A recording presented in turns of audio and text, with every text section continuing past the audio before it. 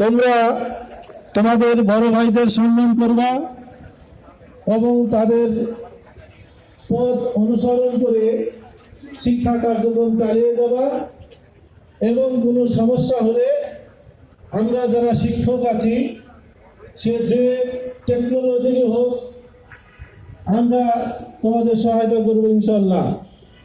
আর আমি অভিভাবকদের উদ্দেশ্যে একটা কথা বলবো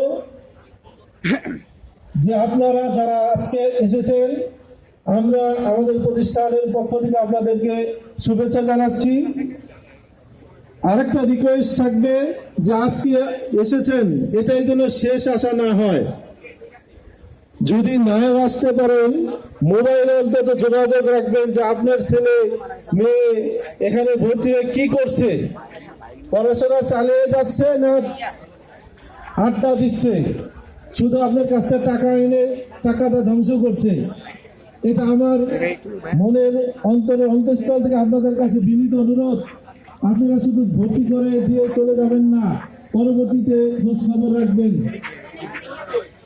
আর বাংলাদেশ পলিটেকনিক শিক্ষক পরিষদের পক্ষ থেকে আজকে যারা অভিভাবক এসেছেন তাদেরকে আমি আমার অন্তঃস্থল থেকে ধন্যবাদ জানাচ্ছি এবং যারা আমাদের মঞ্চে পরিষ্কার বিভিন্ন ব্যক্তিবর্গ অত্যন্ত তাদের কর্মময় সময় কর্মব্যস্ততা উপেক্ষা করে এখানে উপস্থিত হয়েছে। এই জন্য আমার অন্তঃস্থল থেকে তাদেরকে কৃতজ্ঞতা জানিয়ে আমার সংক্ষিপ্ত বক্তব্য এখানে শেষ করছি। আল্লাহ হাফিজ।